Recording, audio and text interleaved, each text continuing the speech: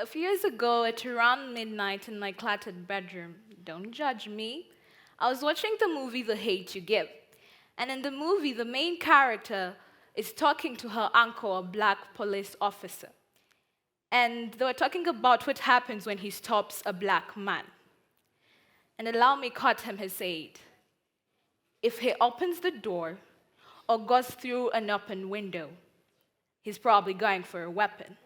And if I think I see a gun, I don't hesitate. I shoot. And then Star asks him, you shoot because you think you see a gun? Don't you say something like, raise your hands up first? He gives some lame excuse, but then Star proceeds to ask him, what if you were in a white neighborhood, and it was a white man in a suit, and he reached through a closed window, and you thought you saw a gun? Would you shoot, or would you tell him to raise his hands up first?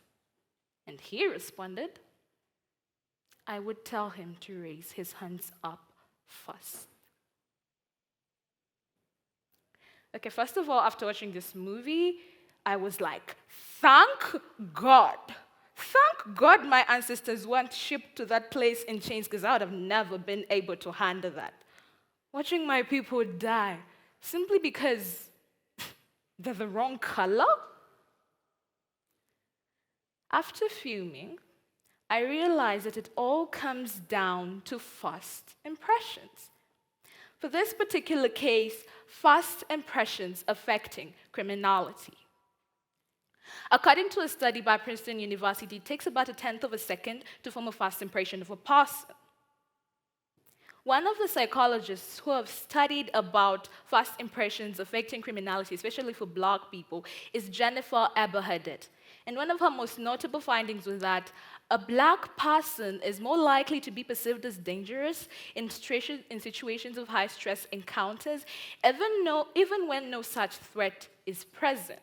So I'm just imagining when an officer stops a Black man, he's picturing danger.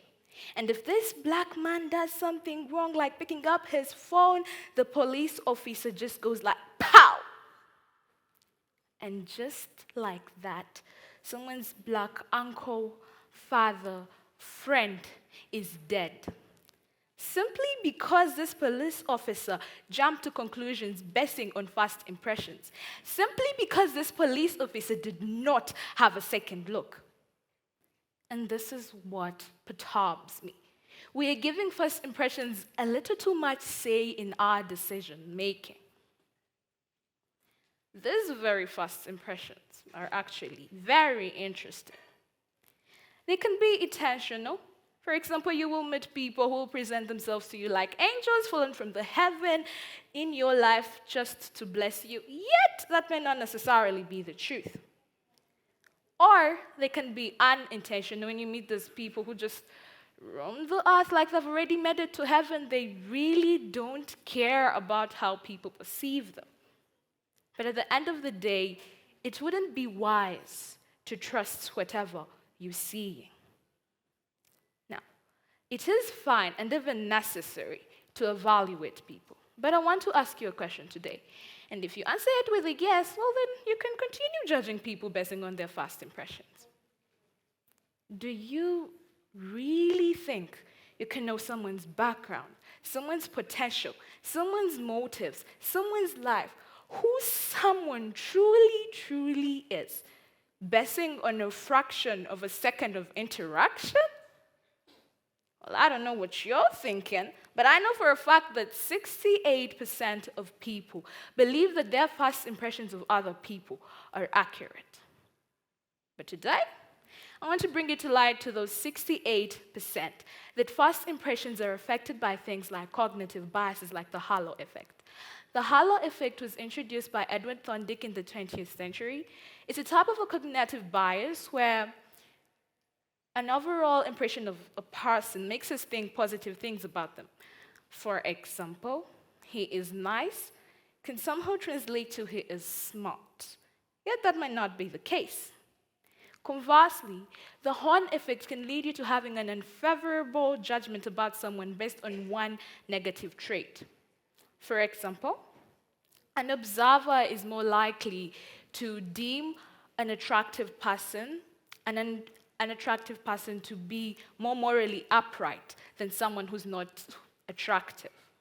So you see, with all these cognitive biases, stereotypes, and jumping to conclusions based on our emotions, of course we are bound to be wrong. In a study where participants were exposed to different faces, 51% of the time they found out that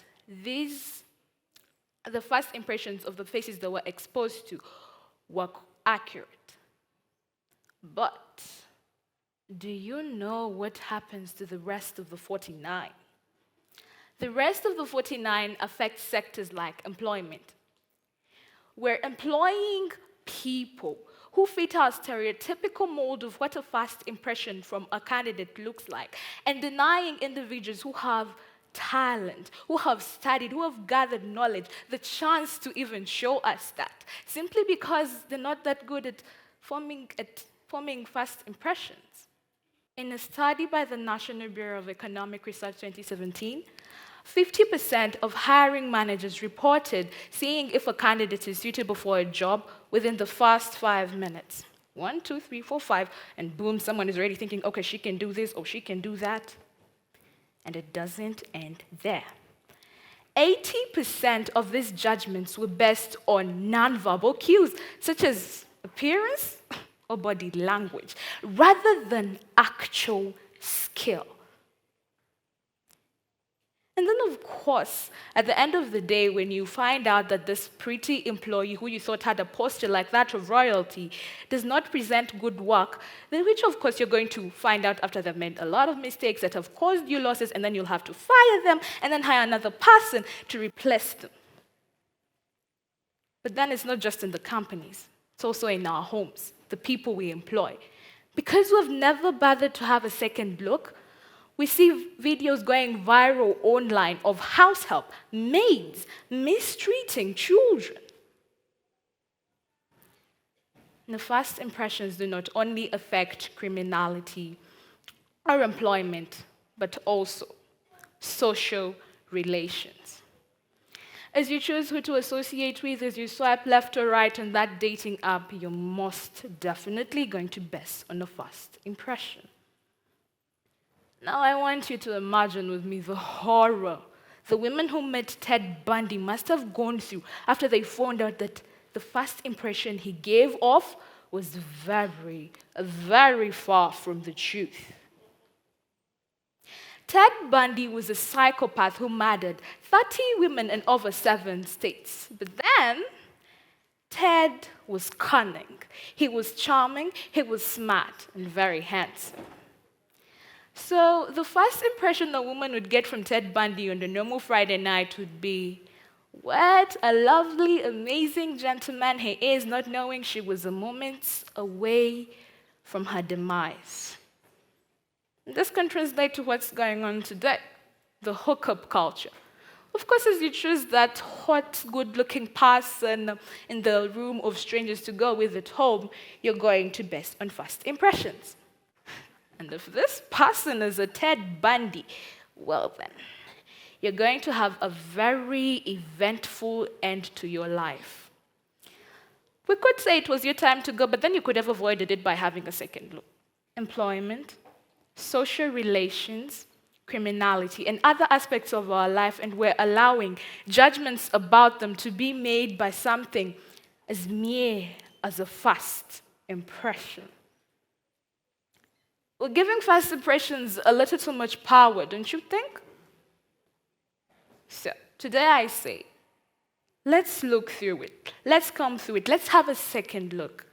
You may think it's a waste of time, but if you don't want to end up with a Ted Bundy in your house, you don't want to push away someone who could have been your soulmate just because they coughed a certain kind of way that you didn't like on the first date, just because you don't, because you don't want that employee who looked so nice messing up all your hard work, or you simply don't want another George Floyd case on our hands, stop a moment and have a second look.